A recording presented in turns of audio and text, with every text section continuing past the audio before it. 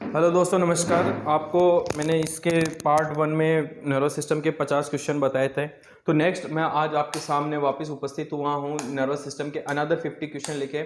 अगर पिछले वाले क्वेश्चन अगर आपको अच्छे लगे हों तो एक बार चैनल को सब्सक्राइब करें।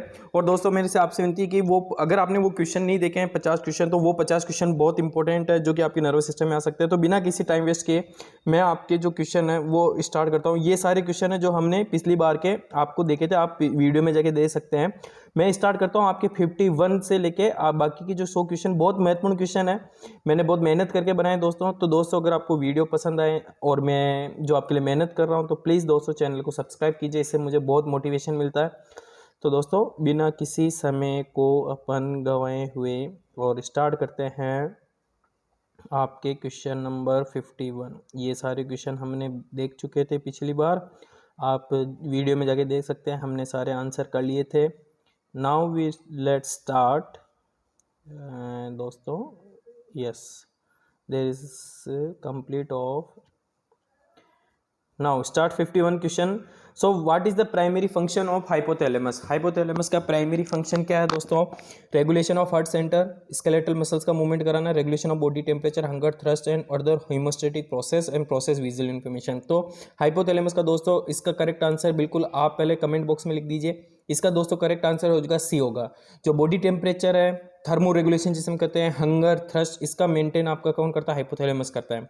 स्केलेटल मसल्स का मूवमेंट दोस्तों आपके वॉलेंट्री कंट्रोल जो कि प्री मोटर कोर्ट्रल्स एक एरिया में होता है, वो आपका फ्रंटल लोब्स में है। ठीक है। हार्ट रेट का आपका किस में है दोस्तों? मेडुला ऑब्लिंगेटा पोन्स के अंदर ये होता है। प्रोसेसिंग विजुअल इन्फॉर्मेशन आपके ऑक्सीपिटल एरिया में होता है। 52 क्वेश्चन है, विच of the following hormone is not produce by hypothalamus? Hypothalamus के द्वारा कौन सा हार्मोन प्रोड्यूस नहीं होता है?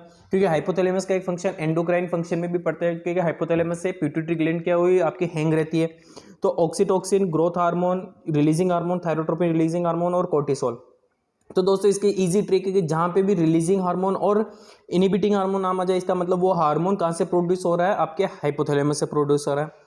जहां से रिलीजिंग हार्मोन और जहां से इनिबिटिंग हार्मोन का नाम आ जाए, इसका मतलब वो हार्मोन कहां से प्रोड्यूस हो रहा है? आपके हाइपोथैलेमस से।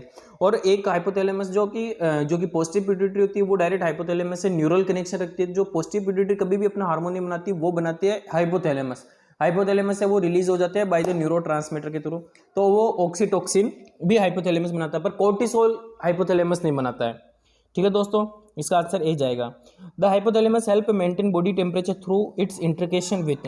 तो पिनल ग्लैंड के द्वारा टेम्परेचर मेंटेन करता है, एड्रिनल ग्लैंड के द्वारा, थायराइड ग्लैंड के द्वारा, या थर्मो रेगुलेटरी सेंटर। तो इसका आंसर थर्मो रेगुलेटरी सेंटर होता है हाइपोथैलेमस में।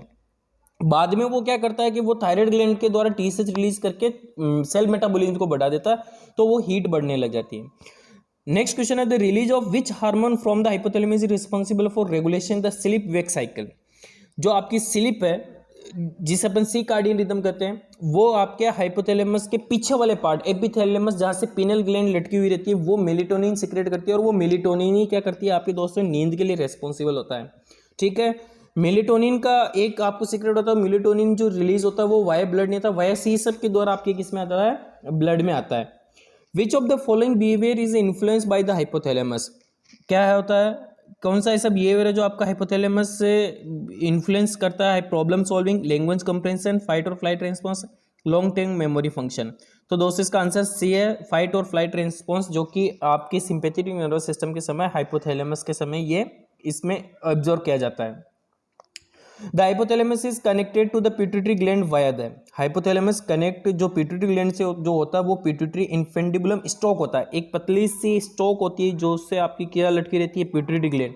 और अगर मैं स्पेसिफिक जाऊं तो हाइपोथैलेमस से केवल पोस्टीरियर पिट्यूटरी लटकी रहती है। एंटीरियर पिट्यूटरी का तो ओरिजिन ही क्या होता है कि नेजोफेरिंक्स के म्यूकस एक पाउच होता है, रेक्टेक्स पाउच कहते हैं, उससे होता है ओरिजिन, जो कि वो पोस्टीरियर पिट्यूटरी से जाके अटैच हो जाती है, न कि वो हाइपोथैलेमस से ओरिजिनेट होती है। तो क्या दोस्तों इसका आंसर इन्फेंडिबुलम। नेक्स्ट क्वेश्चन है, damage to the hypothalamus can lead to the disruption in motor coordination, visual perception, emotional regulation, body temperature, appetite, hearing activity. तो इसका आंसर आपको पता है दोस्तों, सी आपको इसमें प्रॉब्लम होगा। The hypothalamus play a role in controlling water balance and blood pressure throughout the secretion of insulin, glucagon, और aldosterone और एंटीडायरेटिक हार्मोन। तो दोस्तों आपको पता है पोस्टिव पिट्यूटरी हाइपोथैलेमस जो कि क्या कंट्रोल हाइपोथैलेमस बनाती है ऑक्सीटोसिन और एंटीडायरेटिक हार्मोन। ऑक्सीटोसिन को आप लविंग हार्मोन भी कह सकते हैं और मिल्क इजुकुलेशन हार्मोन भी कहते हैं। There is a two types of hormone. Milk ejaculation जहाँ नाम आ जाए वहाँ ऑक्सीटोसिन जाएगा। Milk producing hormone synthesis hormone जिसे हम कहते हैं आपका कौन सा प्रोलेक्टिन हार्मोन। तो there is a two kind of difference. अगर एम्स में आपको पूछे मिल्क प्रोड्यूसिंग या सिंथेसिस तो आपका प्रोलेक्टिन और मिल्क इजुकुलेशन हार्मोन इज ऑक्सीटोसिन। दूसरा इसमें जो वाटर बैलेंस कर रहा है आपका एंटीडायरेटिक हार्मोन है क्योंकि ये किडनी से वाटर को रीअब्सॉर्ब करने का काम करता है। The temporal lobe is responsible for which of the following function. आपका जो टेम्पोरल लोब होता है जो कि फिक्स देखो अब टेम्पोरल लोब की पहले लोकेशन देखो कहाँ है, बिल्कुल दोस्तों ईयर, क्योंकि ईयर जो इनर ईयर मिडल ईयर ये सब बनता है वो टेम्पोरल बोन की खुदाई करने से बनता है। तो अल्टीमेटली इसका आंसर क्या चला जाएगा दोस्तों, हियरिंग के लिए, ठीक है, ऑडिटरी प्रोसेस के लिए, मेमोरी के लिए, लैंग्वेज कंप्रेशन के लिए। Next, which important structure with in the temporal bone is involve in the formation of new memory. Temporal bone में एक लोकेशन एक ऐसा चीज आता है जो कि आपकी न्यू मेमोरी बनाने के लिए काम आता है। तो इसका आंसर दोस्तों हिप्पोकैम्पस। हिप्पोकैम्पस जहाँ पे भी नाम ये बेसिकली क्या पार्ट होता है आपके, आई थिंक कॉर्पस कैलोसम का या फोनिक्स का किसका एंड जो पॉजिटिव पार्ट होता है वो एक लार्ज होता है उसे हिप्पोकैम्पस कहता है। जो भी नई मेमोरी होती है ना उसको नई मतलब शॉर्ट टर्म मेमोरी को लॉन्ग टर्म मेमोरी में भी मतलब एक तरह से मेमोरीज जाते हैं वहाँ पे हिप्पोकैम्पस आंसर जाता है। Damage to the temporal lobe can result in difficulty. अब टेम्पोरल लोब अगर डैमेज हो गया तो दोस्तों क्या प्रॉब्लम आएगी आपको, मेमोरी की और लैंग्वेज प्रोसेसिंग की प्रॉब्लम आएगी। स्मेलिंग और टेस्ट की भी नहीं आएगी। विजन के लिए आपका ऑक्सीपिटल खराब होगा। बैलेंसिंग के लिए आपका सेरिबेलम रेस्पॉन्सिबल होता है जिसे अपन लिटिल ब्रेन भी बोलते हैं। The temporal lobe is involve in processing complex visual stimuli such as face and object. This area is known as, जो टेम्पोरल लोब होता है वो प्रोसेस करता है विजुअल स्टिमुलस के, हाँ ये फेस है, ये आपका ये ऑब्जेक्ट है, इसे हम कहते हैं फ्यूसिफॉर्म फेस एरिया, जो पहचानता है ऑब्जेक्ट को, आपके फेस को किसी टच करते तो वो चीज़ को। The condition known as Wernicke's aphasia is associated with damage to the temporal lobe and affect motor coordination, vision processing, language compression and production and hearing equity.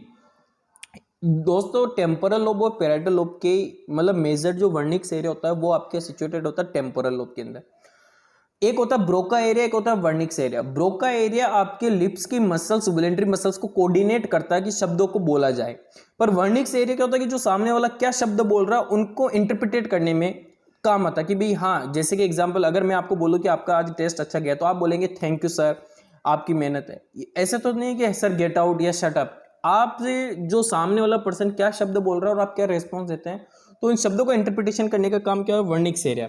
तो अगर ये डैमेज हो जाए तो आप न तो वो लैंग्वेज समझ पाएंगे और लैंग्वेज प्रोडक्शन एक तरह से प्रॉपर नहीं कर पाएंगे। The temporal lobe is connected to the limbic system which play a role in. जो टेम्पोरल लोब होता है लिम्बिक सिस्टम से कनेक्ट होता है। लिम्बिक सिस्टम जहाँ नाम आ जाए वहाँ आपका दोस्तों emotional regulation and memory answer जाएगा। Next question, the temporal lobe is involve in the recognition and interpretation of temperature changes, pain sensation, social cues, emotion, special expression, balance and equilibrium. बहुत easy है, C answer जाएगा social cues, क्योंकि temporal lobe में क्या आपका दोस्तों Wernicke's area है, तो उन शब्दों को क्या करता है वो सुनता है, इंटरप्रिटेट करता है, तो वो सोशल कम्युनिकेशंस के लिए आपके इमोशन, फेशियल एक्सप्रेशन, सामने वाला क्या बोल रहा है तुरंत आपको, सामने वाला बोल रहा है कि घर में डेथ हो गया, आप हंसोगे थोड़ी, उस पर आप रिएक्ट करोगे, तो वो वर्निक्स एरिया टेम्पोरल लोब की वजह से होता है। Which sensory modality is primarily process in the temporal lobe, बिल्कुल हियरिंग जाएगा इसमें आंसर, इसमें कोई डाउट नहीं है। The brain stem is compose of which 3 compartment structure. Brain stem जो होता है इसे आप कह सकते हैं ब्रेन का तना, जो कि आपका मिड ब्रेन, पोन्स और मेडुला ऑब्लिगेंटा, ये तीनों मिलकर आपका क्या बनाते हैं, ब्रेन स्टेम बनाते हैं। Cerebellum is part of hind brain, ठीक है, तो इसमें होगा ही नहीं। Hypothalamus is the part of the fore brain, बिल्कुल डाइंसेफेलॉन के अंदर आ जाता है ना दोस्तों। मैं नर्वस सिस्टम के 5 वीडियो से लेके आऊंगा जिसमें कंप्लीट नर्वस सिस्टम आपको मैं समझाऊंगा। आपको भविष्य में ये तो 100 क्वेश्चन है, पर भविष्य में कोई भी नर्वस सिस्टम का क्वेश्चन आ जाए तो मैं आपको इजी वे में, बहुत इजी वे में बताऊंगा। Which part of the brain stem is responsible for the regulation vital function like breathing, heart rate and blood pressure. क्योंकि मेडुला ऑब्लिगेंटा और पोन्स में रेस्पिरेटरी सेंटर है, हार्ट सेंटर है, तो सबसे ज़्यादा आपका क्या, आपका मेडुला ऑब्लिगेंटा, पोन्स और ये रेस्पॉन्सिबल है। जो ब्रीथिंग और हार्ट सेंटर आपका क्या है, मेडुला ऑब्लिगेंटा में है। The brain stem play a very important role in connecting the brain to the brain stem very important role करता है, क्योंकि ब्रेन स्टेम जैसे, क्योंकि मिड ब्रेन, पोन्स और मिडल ऑब्लिंगटा के आप जैसे नीचे जाओगे तो किससे कनेक्ट होता है, वो स्पाइनल कॉर्ड से होता है। The reticular formation located with in the brain stem is involve. Reticular system जहाँ पे भी नाम आ जाए, क्योंकि अगर रेटिकुलर सिस्टम और कुछ नहीं होता, एक बहुत सारे न्यूरॉन्स के फाइबर मिड ब्रेन, पोन्स और मिडल ऑब्लिंगटा में एक रेटिकुलर फॉर्मेशन होता है, जो कि आपको क्या करता है कि एनवायरमेंट से कॉन्शियस रखता है, स्पाशियल अवेयरनेस, कौन कैसा है, व्यक्ति है, ये जानवर है, आपको एक तरह से अवेक कंडीशन में रखता है। तो जहाँ पे भी रेटिकुलर नाम आ जाए आपको क्या करता है कि वो अवेक कंडीशन में रखता है। साथ में आपका अगर रेटिकुलर सिस्टम अगर डिमिनिश होता है तो आपको स्लीप आने लगती है, कॉन्शियसनेस, मतलब एक तरह से आप कह सकते हैं ना जागृत और चैतन्य, जिसे आप कहते हैं जागृत कॉन्शियस अवस्था और सो जाने की अवस्था स्लीप, ये आपका रेटिकुलर सिस्टम मेंटेन करता है। Which of the following structure is a brainstem help relay sensory information between different brain region? तो इसके अंदर रिले सेंसरी इस तरह से समझो, दो चीजें, पहले तो ये समझो सेंसरी और मोटर क्या है। आपके पेरिफेरल से जो न्यूरॉन सेंड कमांड लेके ब्रेन तक जाएंगे उसे हम सेंसरी न्यूरॉन, ब्रेन उनको एनालिसिस करके जो रिजल्ट जारी करता है वो जो न्यूरॉन जाते हैं वो मोटर न्यूरॉन, बराबर। ब्रेन पेरिफेरल से जब ब्रेन में आते हैं तो एक स्टेशन आता है जहाँ पे सारे न्यूरॉन खत्म हो जाते हैं। इस रिले स्टेशन वो होता है कि एक, जैसे अगर मैं कोई मैसेज थर्ड पार्टी तक पहुंचाना चाहता हूं तो बीच वाले पार्टी तक मैं सेकंड पार्टी को अपना मैसेज वहीं स्टॉप कर दूंगा, सेकंड वाली पार्टी थर्ड पार्टी तक ले जाती है, तो रिले स्टेशन उसे कहते हैं। तो जितने भी न्यूरॉन होते हैं उनके मैक्सिमम न्यूरॉन कहाँ एंड हो जाते हैं, थैलेमस में एंड हो जाते हैं ब्रेन के, तो इसे अपन रिले स्टेशन कहते हैं। ब्रेन में और भी रिले स्टेशन है पर मेजर आपका रिले स्टेशन थैलेमस होता है। The brain stem play a role in the reflex control of which of the following. Brain stem play a role in reflex control which of the following. तो इसका दोस्तों क्या answer होगा, coughing and swelling का reflex control कहाँ पे होता है, ब्रेन स्टेम में होता है। Damage to the brain stem can lead to severe impairment in basic function. अगर ब्रेन स्टेम का डैमेज हो गया तो आपको क्या होगा, सोल्विंग कॉम्प्लेक्स पजल प्रॉब्लम हो जाएगी, प्लेइंग म्यूजिकल इंस्ट्रूमेंट आपको क्या होता है, प्रॉब्लम इंपेयरमेंट हो जाता है, ब्रीथिंग एंड कॉन्शियसनेस, अब आ गया ना answer, breathing and consciousness impairment हो जाता है क्योंकि यहाँ पर रेस्पिरेटरी सेंटर है। The brain stem is responsible for relaying sensory and motor signal between the brain and the rest of the body throughout a pathway called corticospinal tract। जो मैंने आपको पहले बताया कि जो सेंसरी न्यूरॉन जाते हैं ब्रेन से स्पाइनल कॉर्ड से ब्रेन में, और ब्रेन से वापस आते हैं स्पाइनल कॉर्ड के द्वारा वापस पेरिफेरल में आते हैं, तो उस ट्रैक को हम बोलते हैं कॉर्टिकोस्पाइनल ट्रैक, जो कि ब्रेन स्टेम से गुजरता है। ठीक है दोस्तों।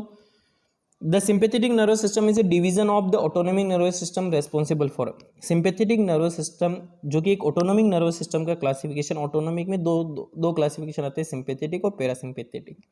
हम अभी आप जो देख रहे हैं या आप जो 24 घंटे रहते हो हमेशा आपका पैरासिम्पैथेटिक एक्टिवेट रहता है, जिसमें आपका रेस्ट और डाइजेस्ट की सिचुएशन चलती है।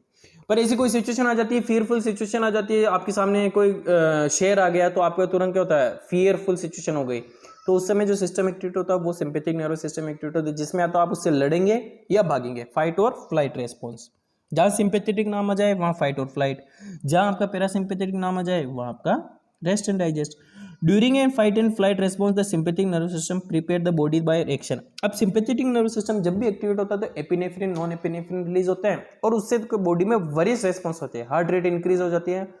अगर मैं ओवरऑल कंक्लूड करूं तो सिंपैथिक नर्वस सिस्टम से सब एक्टिविटी ज्यादा हो जाती है पर जीआई मोटिलिटी कम हो जाती है। ठीक है, तो इसमें क्या हो गया, हार्ट रेट को क्या हो जाएगी, स्लो नहीं होगी, इंक्रीज होगी, डाइजेशन स्लो होगा, इंक्रीज नहीं होगा, increase heart rate and dilate airway, आप तेजी से सांस लेने के लिए डायलेट एयरवे डायलेट हो जाता है क्योंकि आपको उस समय ब्रीथिंग करनी होती है फास्ट भागने के लिए। Next, which neurotransmitter is predominately release by sympathetic nervous system. तो न तो सीरोटोनिन, न गाबा, न डोपामिन, नॉन एपिनेफ्रिन। जहाँ सिंपैथेटिक आ जाए वहाँ एपिनेफ्रिन और नॉन एपिनेफ्रिन आंसर जाएगा। Activation of the sympathetic nervous system lead to release of epinephrine from. अगर सिंपैथिक नर्वस सिस्टम अगर एक्टिवेट हो जाता तो एपिनेफ्रिन किडनी के एड्रिनल मेडुला पार्ट से भी रिलीज होता है सिंपैथेटिक नर्वस सिस्टम एक्टिवेट करने में, जो इसकी एक्टिविटी को एनहांस करते थे। Epinephrine also a neurotransmitter, epinephrine also a hormone. Neurotransmitter जब वो ब्रेन के न्यूरॉन से रिलीज हो रहा है और जब वो अगर किडनी के एड्रिनल मेडुला से रिलीज हो रहा है तो आपका क्या हो गया, वो हार्मोन हो गया। Chronic activation of the sympathetic nervous system can lead to condition such as, क्या होगा इसमें, इंसोम्निया। अगर आपका sympathetic nervous system continuous activity तो न तो उस पेशेंट को नींद आती है और न उसको क्या होता है एंजाइटी बनी रहती है। The rest and digest mainly associated with division of the autonomic nervous system. Rest and digestion आपको क्लियर हो गया दोस्तों पैरासिम्पैथिक नर्वस सिस्टम में। विच of the following is not a typically response of sympathetic nervous system activation, जिसमें आपको क्या देखने को मिलता है, सिंपैथिक कोई ऐसा रेस्पॉन्स नहीं। People constriction, increase heart rate, देखो पीपल डायलेट देखने को मिलेगी, कॉन्स्ट्रिक्शन नहीं। हार्ट रेट इंक्रीज है, डायलेशन ऑफ एयरवे मिलेगा, ब्रोंको डायलेशन जिसे हम कहते हैं, और मोबिलाइजेशन ऑफ ग्लूकोज जो कि एनर्जी के लिए यूज आएगा, क्योंकि अगर आप भागोगे तो मसल्स में क्या चाहिए, ग्लूकोज चाहिए। पीपल डायलेशन होगा, पीपल कॉन्स्ट्रिक्शन नहीं मिलेगा। Sympathetic nerve originate from the spinal cord. Pupil constriction को आप इस तरह से याद कर लो ना, कोई शेर देख लो तो आंखें की आंखें एकदम पुतलियां खुली रह गई, वो चीज़ है भाई। Sympathetic nervous originate from the spinal cord के कौन से नर्व से होता है, तो दोस्तों वेंट्रल हॉर्न से, मतलब जो कि एंटीरियर में होता है उससे उसका ओरिजिनेट होता है।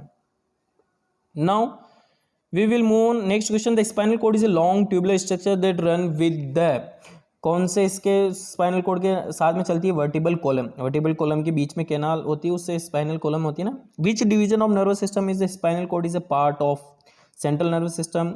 भाई दो चीजें हैं, central nervous system, peripheral nervous system. Central nervous system में आते हैं ब्रेन और स्पाइनल कॉर्ड।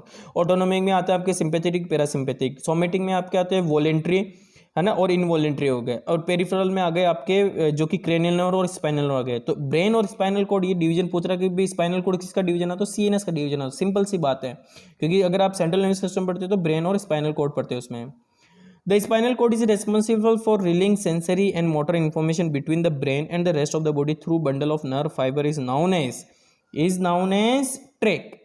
देखो चार डेफिनेशन में इसी को क्लियर कर रहा हूं। पहले तो जो न्यूरॉन आप समझते हैं, न्यूरॉन तो क्या होता है, गेंगलिया क्या होता है कि ग्रुप ऑफ सेल बॉडीज, जो न्यूरॉन की जो सेल बॉडी अगर पेरिफेरल नर्व सिस्टम में प्रेजेंट है तो उसे हम गेंगलिया कहेंगे। वही ग्रुप ऑफ सेल बॉडी अगर सेंट्रल नर्वस सिस्टम में प्रेजेंट है तो हम इसे न्यूक्लियस कहेंगे। क्लियर दोनों। Group of cell body present in peripheral nerve system is called as the ganglia. Group of cell body present in the CNS is called the nucleus. Group of axon fiber, अब cell body की बात क्या, axon fibre आता है दोस्तों। Axon fibre अगर PNS में है, पेरिफेरल नर्व सिस्टम में, तो उसे अपन नर्व कहेंगे। और वही एक्सॉन फाइबर जो लंबे लंबे धागे एक्सॉन्स अगर सीएनएस में मौजूद है तो उसे हम ट्रैक कहेंगे। तो क्वेश्चन यही पूछ रहा है आपसे कि जो ब्रेन मोटर इन्फॉर्मेशन जो ले जाने वाले, क्वेश्चन थोड़ा सा घुमा के हुआ, जो बंडल है ना, बंडल ऑफ नर्व फाइबर जिसे अपन एक्सॉन कहते हैं, अगर वो सीएनएस में प्रेजेंट है तो उसे हम क्या कहेंगे, tract. How many region does the spinal cord contain each corresponding to different level और वर्टिबल कॉलम। 2 3 4 5। देखो thoracic, lumbar, sacral, thoracic, lumbar, sacral और एक और कोक्सिक्स, है ना। तो चार डिवीजन होते हैं।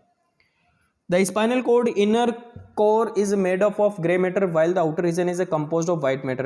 What is the main difference between gray and white matter? Simple सा बता देता हूँ। ग्रे मैटर जो कि देखो अगर आपने न्यूरॉन की स्ट्रक्चर पता होगा तो न्यूरॉन का जो सेल बॉडी और डेंड्राइट्स जहाँ पड़ा है वो ग्रे मैटर है, और बाकी का पीछे जो एक्सॉन टर्मिनल्स जो पे जहाँ पे होते हैं वो आपका क्या होता है, एक्सॉन जो बीच का मेनली पोर्शन जो होता है वो व्हाइट मैटर होता है।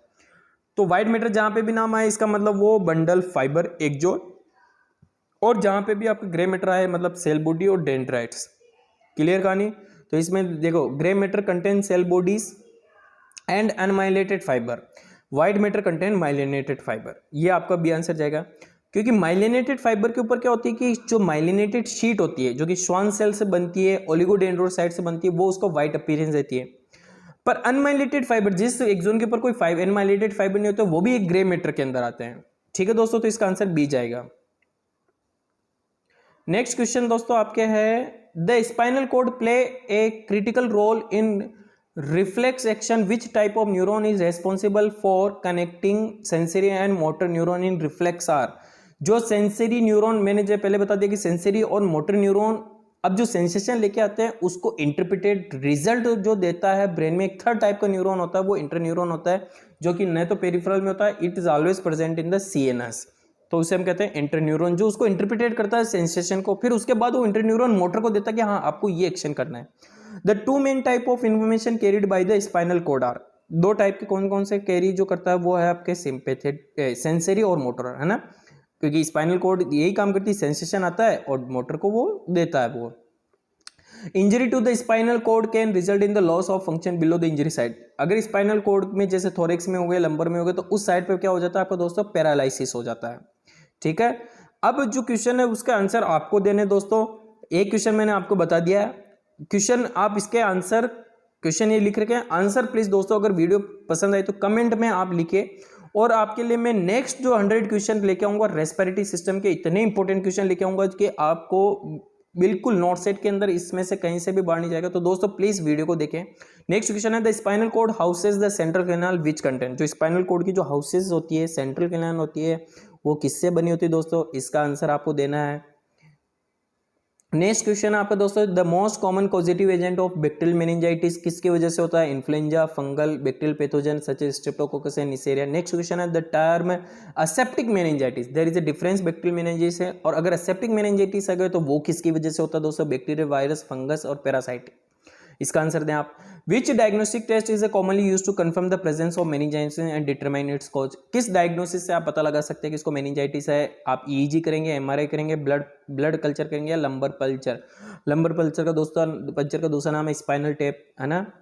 नेक्स्ट क्वेश्चन है which age group is particular vulnerable to the meningitis and why. कौन सा ऐसा ग्रुप है जो मेनिंजाइटिस के लिए सबसे ज्यादा आपका वेनरेबल है, इसका आंसर। तो दोस्तों आपका ये क्वेश्चन पूरा खत्म हो चुका है। तो दोस्तों प्लीज आपसे मेरी रिक्वेस्ट, अगर आपको वीडियो पसंद है तो चैनल को सब्सक्राइब कीजिए। Thank you.